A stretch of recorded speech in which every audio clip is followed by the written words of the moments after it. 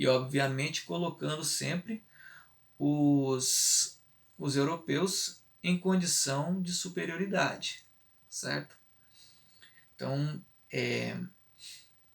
começa a se fazer medições dizendo, né, olha, então os negros eles têm os lábios diferentes, ele tem todo um tipo físico assim, tem o tamanho do crânio, né, se você comparar com o indígena, se você comparar com o asiático, você vai perceber essas nuances, essas diferenciações, então isso, causa aquilo, e cria-se toda uma série de justificativas para dizer o porquê que o europeu estava num patamar supostamente mais avançado, porque ele tinha uma tecnologia melhor, ele tinha chegado em alguns pontos tidos como marcos civilizatórios que os outros grupos ainda não tinham chegado.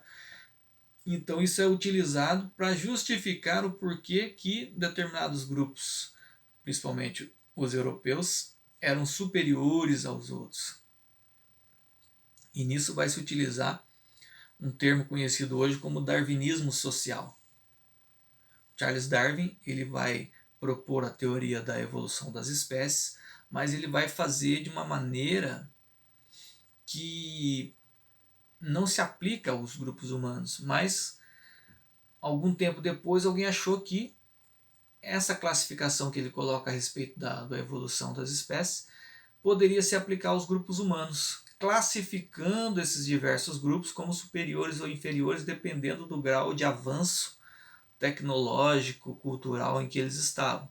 Então, obviamente, mais uma vez, nessa classificação os europeus vão ficar na frente, porque eles tinham toda uma série de conhecimentos, toda uma série de comportamentos e também de material tecnológico muito superior ao dos grupos africanos, asiáticos e americanos.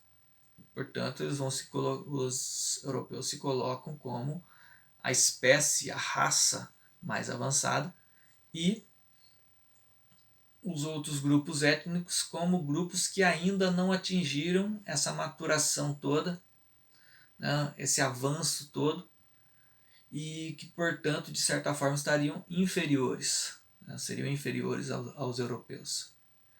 Alguns até colocando que eles, né, foram espécies que não deram muito certo.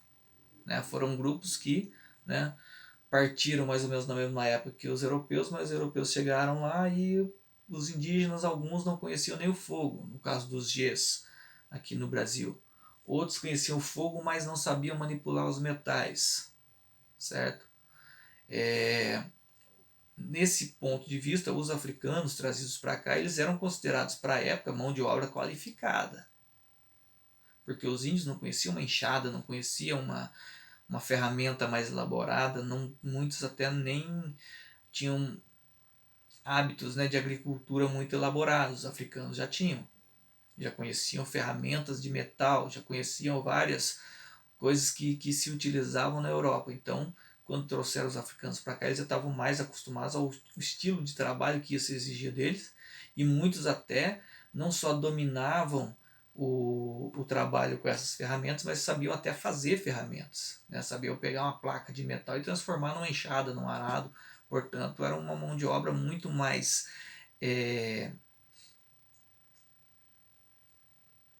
avançada, vamos dizer assim, em matéria de conhecimento do que ia se pedir deles, do que os índios que nunca tinham visto, né, muito daquelas ferramentas, e que para ensinar a trabalhar eles teriam maior dificuldade, além do que eles já moravam aqui.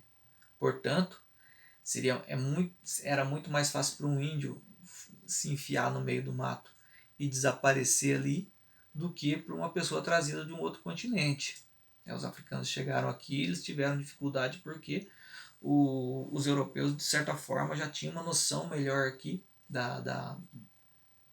do terreno, do território aqui, para poder caçar esse pessoal caso eles fugissem. Né? E com os indígenas já era mais difícil. Então, acabou meio que apesar de ainda, né, principalmente os bandeirantes, ainda matar e aprisionar índios, o foco acabou virando mais para os africanos e deixaram os índios meio de lado em relação à escravidão. Obviamente eles eram ainda também vítimas do racismo, né, porque eram considerados sub-humanos, portanto, suas tribos muitas vezes eram invadidas, eles eram dizimados, eram capturados para ser trazidos para o convívio, né, com os brancos, e com isso eram obrigados a adotar também os hábitos dos brancos, vestir roupa, adotar a fé cristã e tudo mais. E então essa teoria, né, do darwinismo social, ela vai dar todo embasamento no século XIX para todas essas práticas racistas, e inclusive até para fomentar teorias de higienização, né, de dizer que determinadas raças não são mesmo tão boas quanto a branco europeia, né, não são tão pessoas. Aí você vai perceber que elas vão ser exterminadas assim de maneira ostensiva. Então, a gente vai perceber que não existe nenhum respaldo, nem cultural, já que eles eram vistos já e tratados como inferiores, e agora com embasamento supostamente científico para dizer que realmente eles são menos, gente. Realmente eles são inferiores, realmente eles são menos avançados, menos evoluídos do que os brancos europeus. Então a dificuldade acaba aumentando, que por um lado você tem a questão da crença, agora você tem, além da crença, um outro suporte que vinha ganhando força no século XIX, que era a ciência. Alguns, né, alguns ramos ali no século XIX, como por exemplo positivismo, vai colocar a ciência como a última palavra, né, na evolução humana. O Augusto Comte, o criador da, da sociologia, né, aliás, da sociologia como um estudo científico, e da própria palavra sociologia, ele dizia que a humanidade evoluía por estágios e que o estágio científico era o superior deles. Né? E que, inclusive, acreditava ele que em 100 anos não existiria mais nenhuma igreja no mundo. E se ela existisse, ela pregaria a ciência. Porque a ciência, ela ofereceria a cura para todas as doenças, a resposta para todas as perguntas e comida em abundância para que ninguém mais passasse fome. Portanto, todas as dúvidas e aquilo que até então era respondido através da religião ou da filosofia seria relegado ao esquecimento, porque a ciência ela supriria isso e com folga. Portanto, não existiria na humanidade mais nenhuma necessidade de se recorrer a qualquer outra fonte, né, que não fosse a fonte científica. Obviamente, a gente percebe que até hoje em dia, né, isso não aconteceu. Né, e pelo jeito não vai acontecer, porque a ciência também ela vai mostrando que ela também é uma construção humana e, portanto, ela não só traz soluções, mas também acaba gerando novos problemas. Mas isso, né, no século XIX não era conhecido. Portanto, os positivistas e outros defensores da ciência, eles tinham a ciência como uma visão neutra, né, uma visão que não era ideológica, sem perceber que essas concepções de mundo eram sim ideológicas. Né? As concepções de raça, elas vão sendo construídas para justificar as crenças que já se tinham, ou seja, as pessoas tinham uma crença de que os europeus eram superiores e que as outras etnias, os outros grupos, eles não eram tão gente quanto os europeus, eles eram sub-raças, sub-humanos, e a ciência vem para tentar justificar essa suposta verdade que eles já tinham.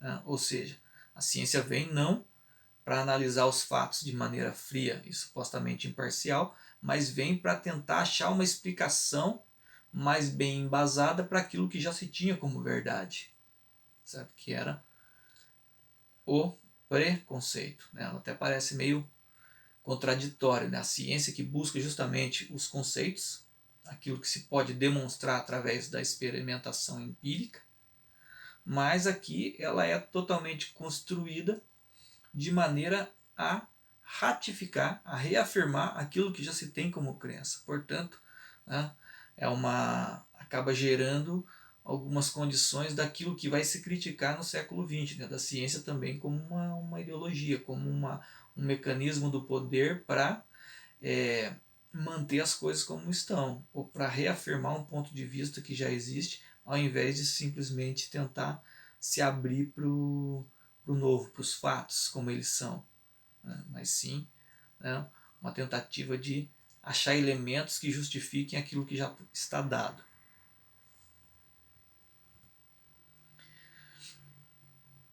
Bom, o registro de desembarque oficial de escravos no Brasil, né, o primeiro, foi em 1530, trazidos para a produção de cana-de-açúcar.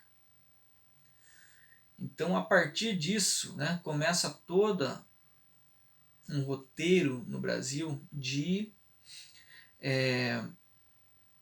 desembarque constante de pessoas trazidas com o objetivo de serem escravizados, de serem utilizados como mão de obra cativa.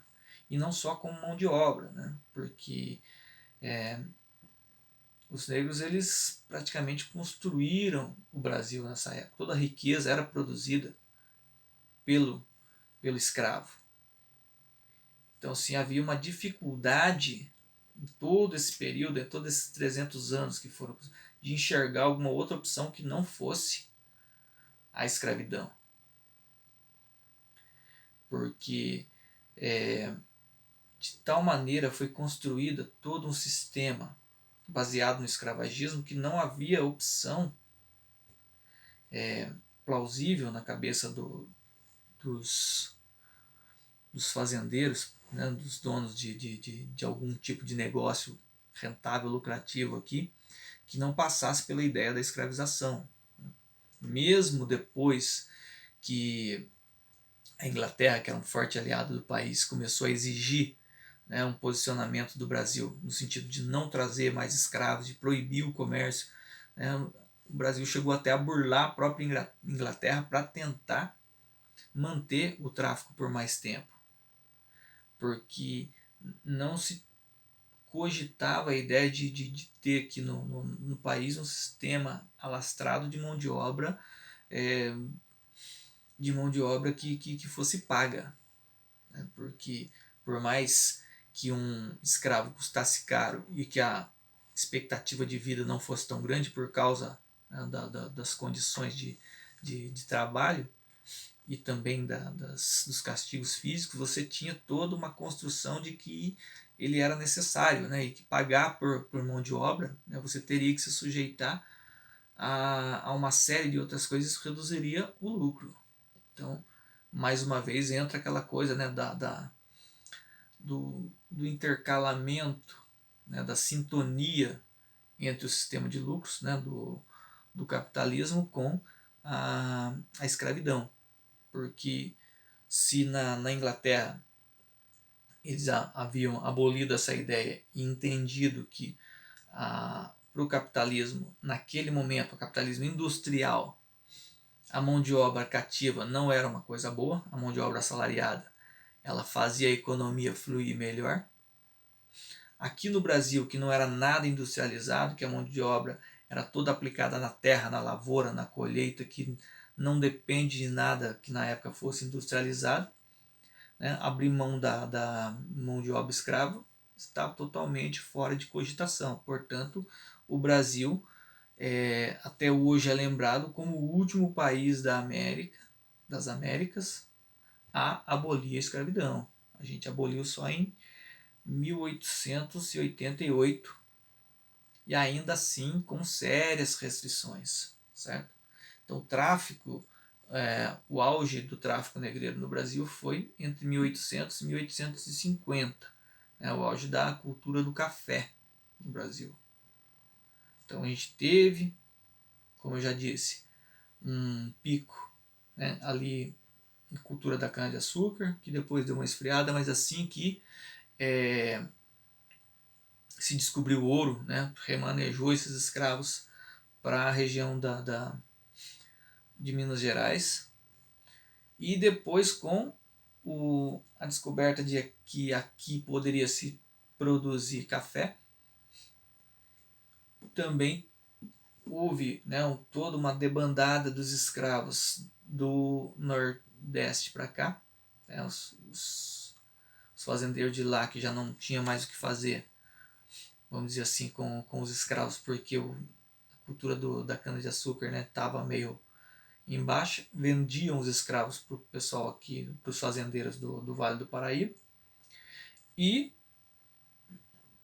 os fazendeiros também continuaram comprando, inclusive até aqui na região chegou a existir fazendas de reprodução, né, de escravos, lugares onde se colocavam mesmo pessoas como, né, como se fossem animais para cruzar, para ter filhotes, vamos dizer assim, para serem utilizados como escravos. E a maior parte desse grupo, né, desse público que veio para cá como cativo, eles vinham da região de Angola, do Congo, de Moçambique e também do Golfo do Benin, né, que é o grupo mais ligado à cultura iorubá, né, que está um pouco mais lá em cima, mais perto de onde hoje fica a Nigéria, mais ou menos, e que trouxeram para cá o candomblé. E eles vieram e ficaram mais ali na Bahia. Aqui na parte mais sul vieram mais o pessoal de Angola, do Congo tudo, e os outros que eu citei. Mas em geral eles tentavam fazer bem misturado, né, para que esses grupos não se tornassem um agrupamento só, né, como eram várias etnias diferentes, então tinha esse entrave da língua, da cultura, de todo um modo de ser que levava um tempo, né, para eles se organizarem. Até então, os senhores ali, os patrões já tinham mais ou menos uma noção de como eu controlar esse pessoal.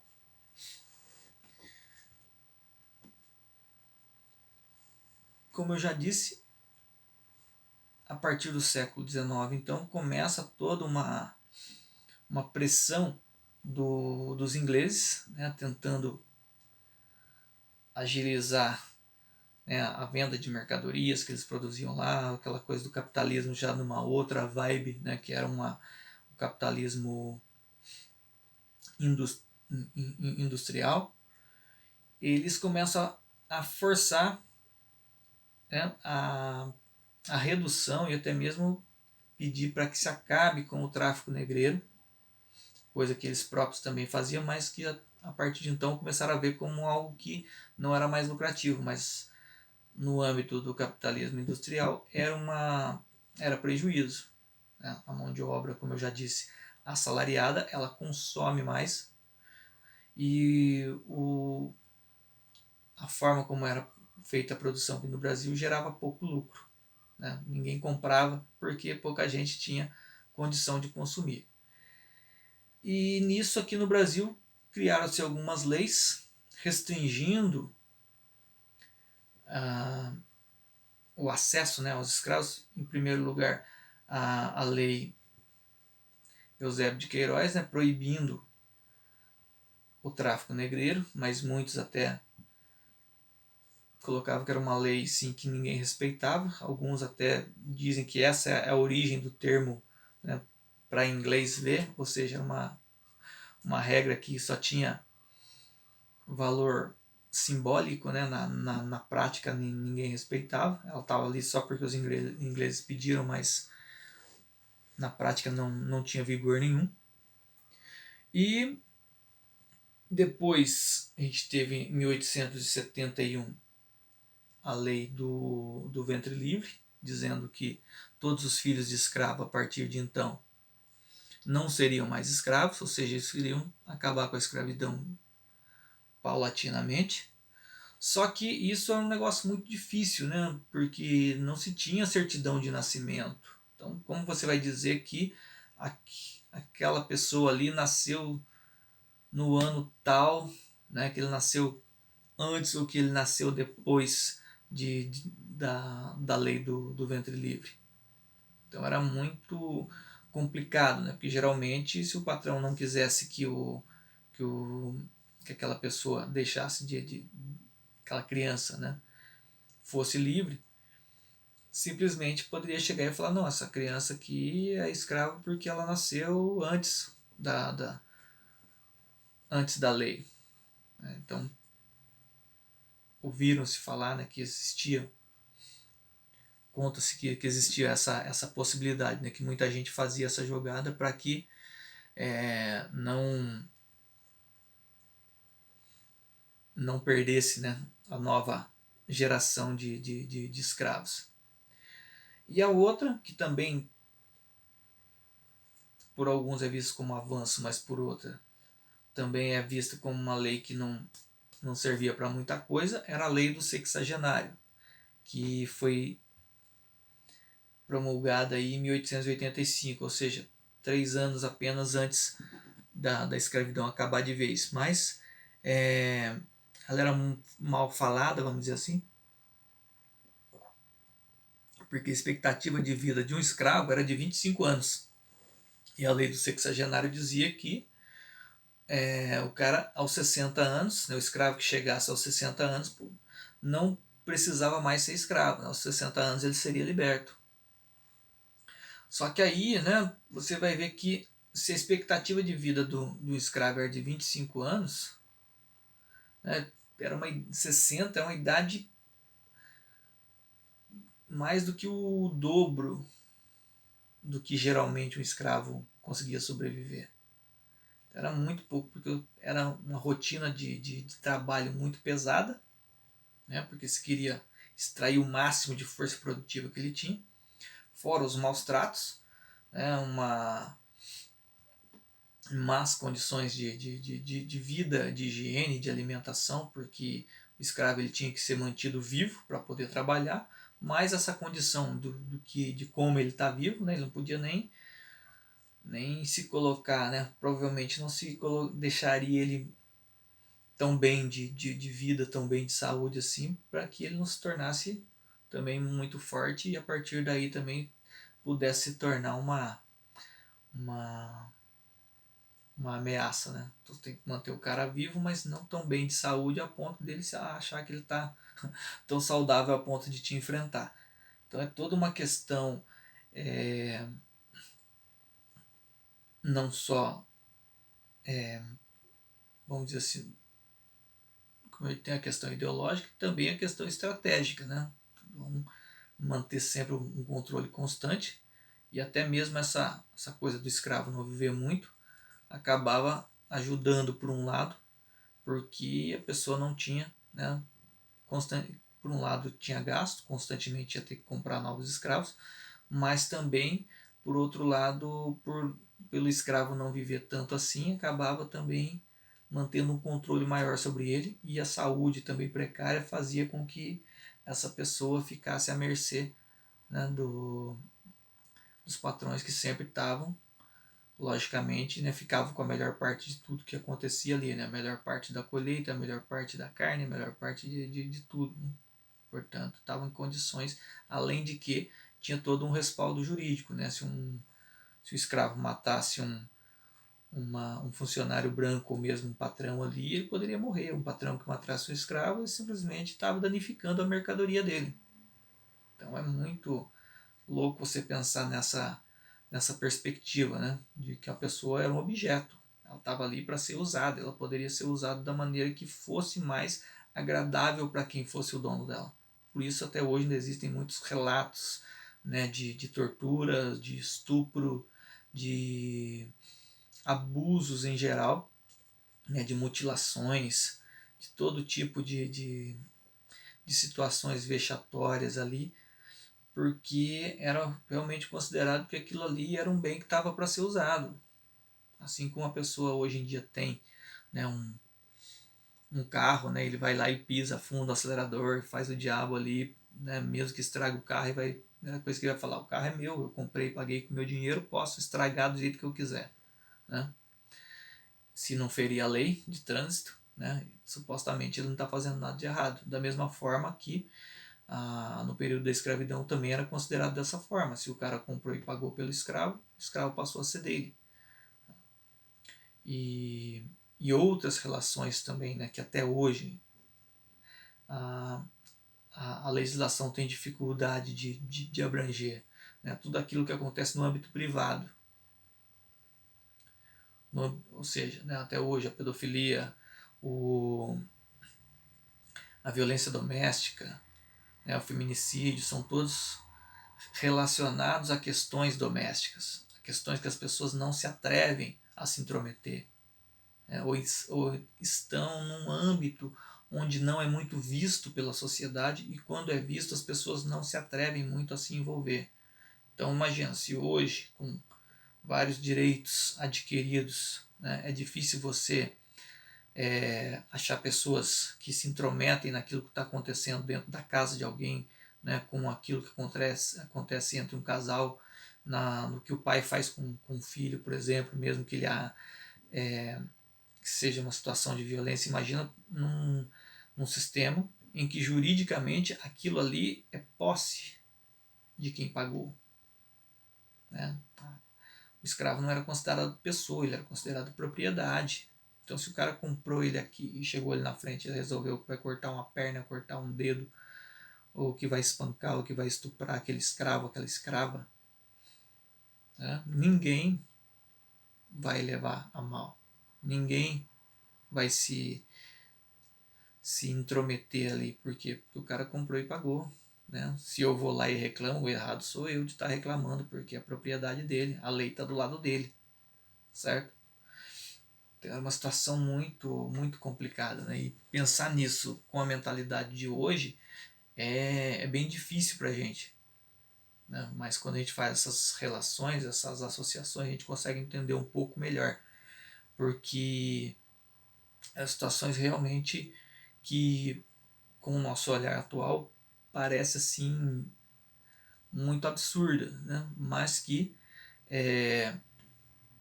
naquela época era muito comum, né? As pessoas sabiam o que acontecia, ou presenciavam acontecendo e não podiam fazer nada, né? Ou sob o risco de estar se intrometendo numa relação ali, né, da propriedade de alguém. Você está se intrometendo com aquilo ali que não é da sua conta. Então você, caso não gostasse daquilo ali, sofreria a retaliação.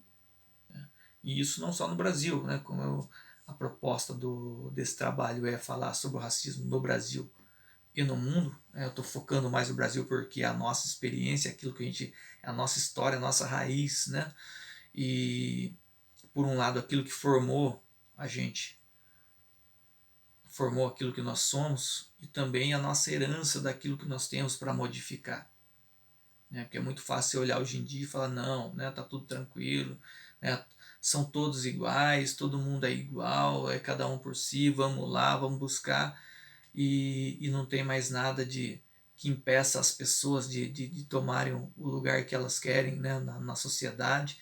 Mas a gente percebe que toda a construção que foi sendo feita, né, foi se desenrolando a partir disso aí, e eu vou entrar nesse ponto daqui a pouquinho, gerou dois grupos, né, onde um, mesmo fazendo parte da população pobre, acabou estando num patamar em que sofre menos dificuldades, e um outro que foi tão massacrado que chegou num determinado ponto, né, que acabou sendo relegado cada vez mais a um patamar subalterno, né, subhumano, e que até hoje ainda não conseguiu se restabelecer e se colocar como igual, certo?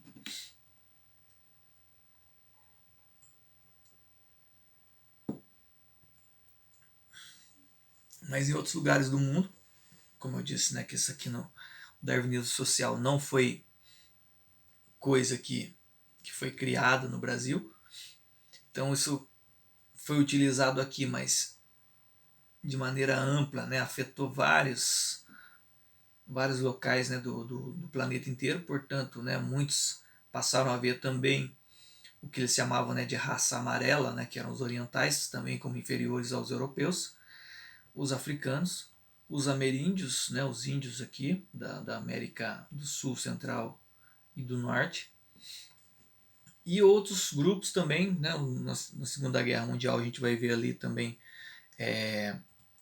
os judeus foram colocados também nesse grupo, né? Já existia um preconceito contra os judeus já de longa data, desde a Idade Média, né, que eles eram colocados como um povo que crucificou Jesus, né? Inclusive Martim Lutero vai colocar, né, que os judeus são um povo mau e traiçoeiro que crucificou nosso Senhor Jesus Cristo, portanto essas pessoas deveriam ser afastadas do convívio das pessoas de bem e desapropriadas de suas posses, né? Coisa que 500 anos depois o Hitler fez na prática, né? Levou isso a sério, mas agora com um embasamento supostamente científico também, mas a gente vai chegar ali daqui a pouco.